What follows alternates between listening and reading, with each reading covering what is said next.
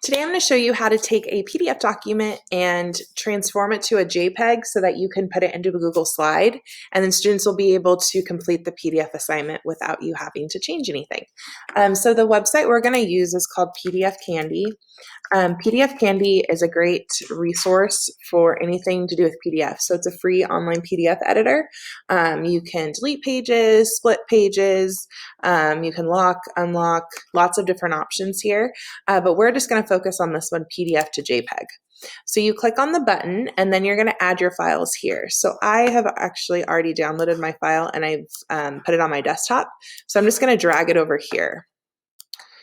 And then I'm going to select high quality, and then I'm going, so it sometimes it defaults to medium quality. So just make sure it's on high quality. You're going to convert PDF, and then you're going to download the PDF. So you can save it directly to your drive if you want, but I'm going to download it just so it's easy for me to drag and drop. So you'll notice that this is a zip file. And the reason why is because my PDF is more than one page. So it puts it into a zip file, and then you can see here each page is now its own JPEG. So I'm going to take these and I'm going to drag them over to my desktop. And then let's see, I'm going to close that, and then I'm going to open up a new slide. I'm going to change my page format to an 8.5 by 11 so it matches the size of the PDF. So I'm going to go to page setup. I'm going to go to custom, and then I'm going to select 8.5 by 11. I'm going to delete the text boxes because I don't need them. And then I'm just going to copy this because I have 2 pages and paste it right there. So I have 2 blank 8.5 by 11s.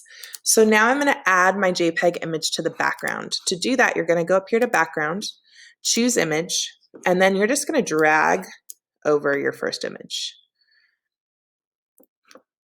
And then now we have it as the background.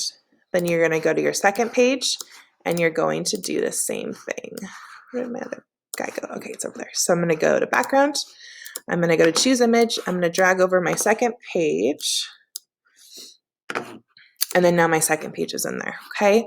You're not done yet though, because the students won't be able to do anything with this. So you wanna go through and you need to add text boxes. So you're gonna go up here to the text box, and then you're just gonna make text boxes for them. I usually type here for them so they know they need to type there, but I also recommend color coding in a light color. So I would stick to any of these right here, just so students know that that's where the text box is and that's where they should be working. So you just go through and you make text boxes for them to work through. Sometimes, like for instance, this one, this chapter reminds me of this song because I might decide, you know what, that's not that important. I don't want them to do that. I just take a shape and I take a square and I'll just cover it in white. And then that way they don't really see it. You could even say like, don't type here or don't do this, but then that way they just know that they don't need to work there. But typically if you have your text boxes and they're colored and it says type here, that's where the students know that they actually need to complete the work.